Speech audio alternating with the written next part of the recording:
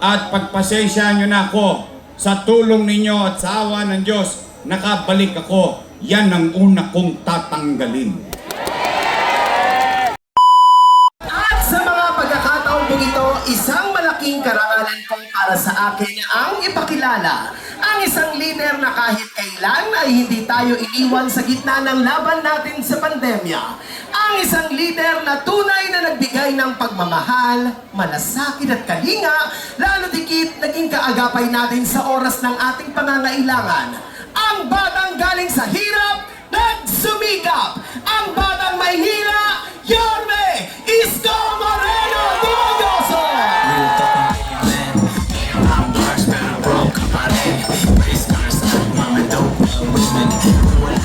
Pwede mo na magkunin. Wala kang balis kasi madaming paraan. Pangarap maliit, pwede ka.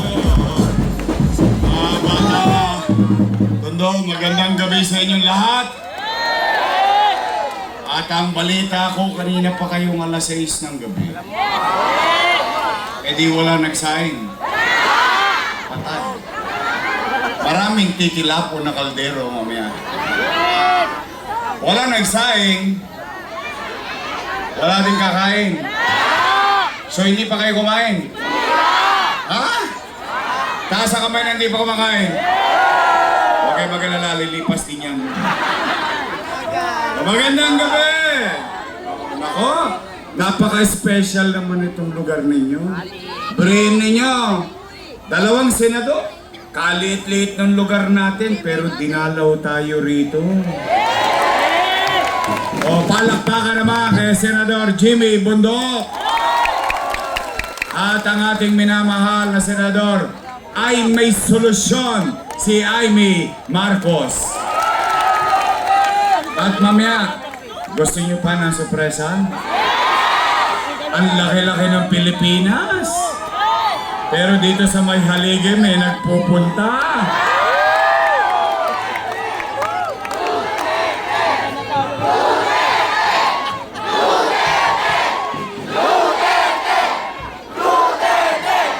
Mukhang may alam kayo sa chismis. Talagang maraming marites sa Tondo. Anong latest? Anyway, magandang gabi at maraming salamat at special mention lang. Yung aking mga minamahal na lolo't lola. May asin pa. Ay, special mention. Sa aking mga minamahal na senior citizen, I love you. O mamaya, antabayanan natin ang ating sorpresa. But for the meantime, mainit ang panahon. Nainitan kayo? Mainit na rin ang halalan. Nako, nagkakademandahan na. Nakita nyo si Awi. Nako, pati si Awi, dinamay pa. Wag kang mag-alala, Awi. Mahal ka ng mga taga-Tondo. Sabay-sabay ta. Awi ng Tondo. Awi ng Tondo. Baka masaktan ka lang kay Awi ng Tondo. May bago ko pare. Anyway, maraming salamat sa inyo at mga nanay, tatay ko, mga lolo't lola ko, mga batang Maynila, pumanatag kayo. Basta dito, walang maninira. Tayo dito, real talk lang tayo. Ha? Chill-chill lang tayo rito, chill-chill lang. Joyce parang mafia. Real talk ang man. Meron kang bars pero broke ka pa rin. Bagamat, araw-araw ako ang pulutan nila sa tennis court. Nalulungkot naman ako. Ang pinagtataka ko lamang, bakit sila mainit sa akin, hindi naman ako ang nakaupo.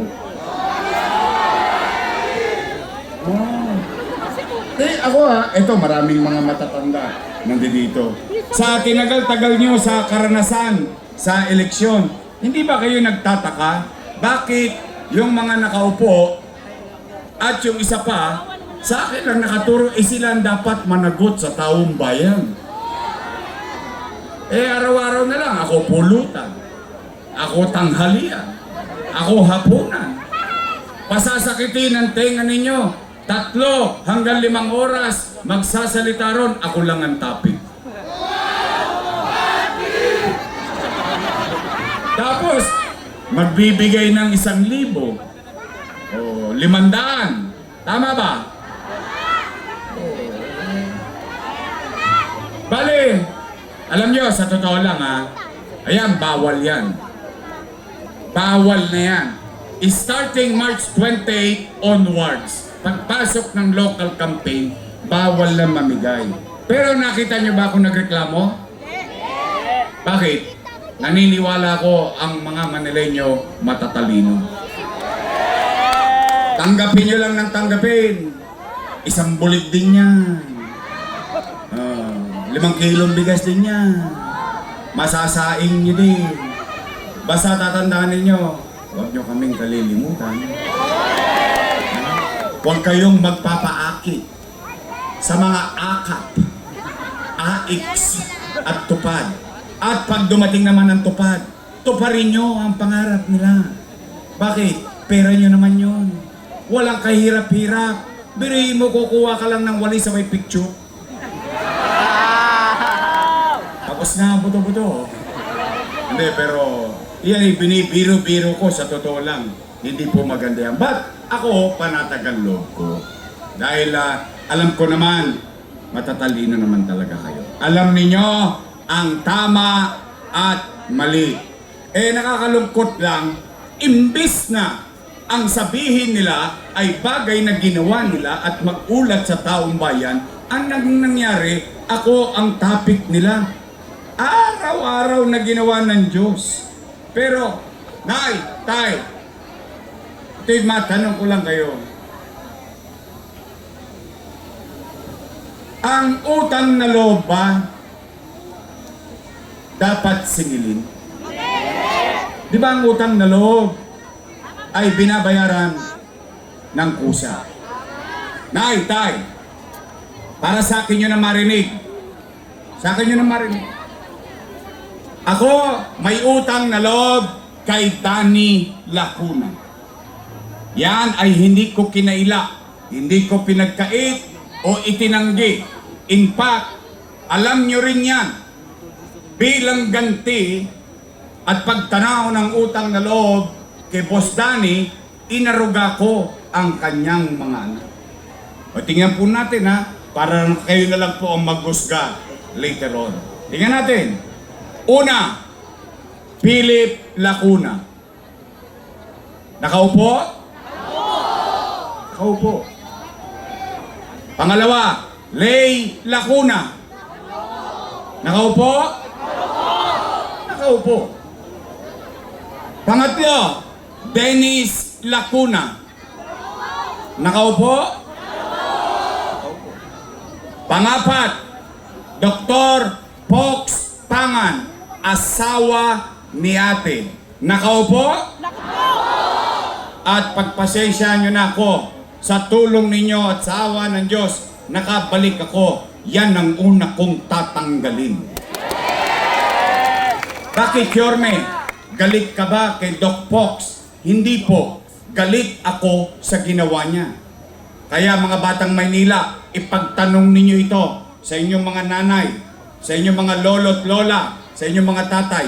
Yan ang nagpahirap sa inyong mga magulang. Bakit? Saan ka naman nakakita? Health center, kailangan naka-online schedule ka pa. Wow! Paano kung wala kang cellphone? Paano kung wala kang load? Paano kung hindi ka marunong mag-online? Paalam na aking... Doesn't make sense. Why? Dati naman tao, pumupunta dyan any time of the day. Tama, mali? Tama! Kaya, hindi ka nga nakasisigurado kung may gamot pa eh.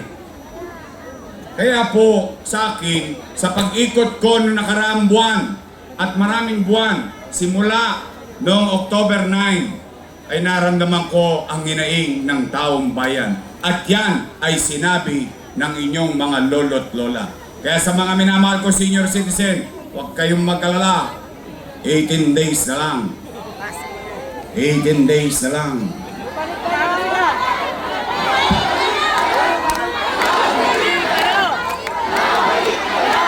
Tuloy. Ilan sila?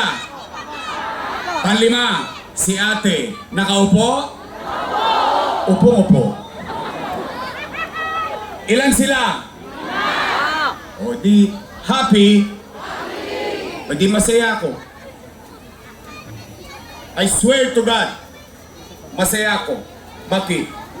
Sa maliit kong kaparanan at sa tulong nating lahat na pagtagumpayan ng kanyang mga anak yung pangarap nila sa buhay. Ngayon, itong mga taong to, kung sila'y tumupad sa kanilang tungkulin sa taong bayan o hindi, ay hindi ako para humusga. Taong bayan ang maghuhusga niyan. Ngayon, Yorme, tatanaw ka pa ba ng utang na loob? Ang sagot ko po, opo. Bakit? Pilipino ako eh. Ganon talaga tayo. Pinalaki ng mga magulang natin. Kaya lamang, may pakiusap lang ako sa kanila. Baka naman kung po pwede, sa ibang bagay na lang ako tumanaw ng utang na loob. Bakit? May utang na loob din naman ako sa taong bayan. Kung wala ang Diyos at wala kayo, wala din naman ako sa kanilalagyan ko ngayon. Ngayon, masama namang bandinggin ko at yung sigaw ng taong bayan, tugunan ko. Taong bayan na sumisigaw na, bumalik ka na. Bumalik ka na! Bumalik ka na! Huwag niyo masyadong lakasan. Baka masigawan din kayo. Wala na babalik! Napanood niyo? Napanood ko din. Nagulat ako eh. Para ako syotang pinalaya sa bahay. Ito, damit mo! Lumayas ka! Huwag ka nang bumalik! Nagagalit. Bakit sila nagagalit? Hindi naman nila pag-aari ang pwesto na yan. Pag-aarian ng taong bayan. At in fact, pag ikaw, isang leader, ginampanan mo ang tungkulin mo sa taong bayan, sunumpa mong tungkulin ay inayos mo kahit hindi ka na makita ng tao, iboboto ka ulit ng taong bayan. Yes! Nagagalit. Ako pulutan nila araw-araw, himbis na mag-ulat sila sa taong bayan. Ano sinasabi? Ano sinasabi lang? Si Yorme, maraming iniwang okay, kita nyo, nagpunta talaga kayo. Okay lang. Libre naman eh. O sige, Nay, Tay, real talk lang tayo ha. Ang sabi, si Yorme, maraming iniwang. Ako naman paninindigan ko, ginawa ko. Bakit? Hahayaan ko ang taong bayan ng umusga kung mali nga ba yung ginawa kong pamamaraan. Nay, Tay, aamin lang kayo. Taas ang kamay na may anak dito. May anak, may anak. May anak. May anak kayo. Real talk. Kapag walang makakain ang anak ninyo, gagawa nyo ng paraan? Hindi nga. Iraraos nyo? Itatawid nyo? Gagawin nyo ang lahat? O yun din ang ginawa ko bilang ama ng 2 milyong Manileño noong panahon ng pandemya.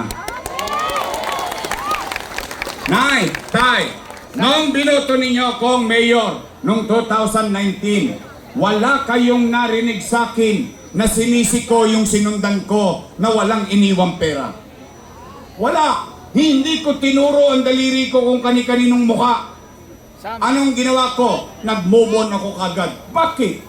Bumoto na kayo ng mayor eh. Binoto nyo na ako. Di cargo ko na lahat ng problema nun. Tama, mali? Tama! Anong ginawa ko sa Maynila? Nilinis ko Maynila. Saan ka ba naman nakakita? Paglabas pa lang ng opisina ng mayor, may echas na kagad sa tapat ng City Hall. Inayos ko Maynila. Nilinis ko Maynila. In fact, Nay, yung mga tolongges, pinagkakalawit ko yun hanggang madaling araw. Iniikot ko ang Maynila. Ang nangyari sa Maynila, ipinatutupad na ng DILG. It became national policy na yung paglilinis, pagsasaayos sa Maynila, ipinatutupad sa buong bansa. Lumilipad na tayo, umaangat na tayo, bigla tayong nabundol. Boom! Panis. Nagkaroon ng pandemya. mahulaan ko ba na magkakapandemya? Eh, anong takot ng tao? Baka mamatay sa COVID. Baka mamatay sa gutom. Tama mali?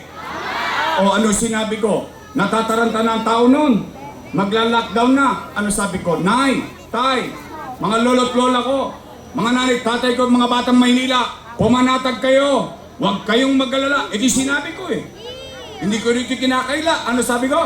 Nay, pag ako wala nang mauutangan, wala nang maibebenta,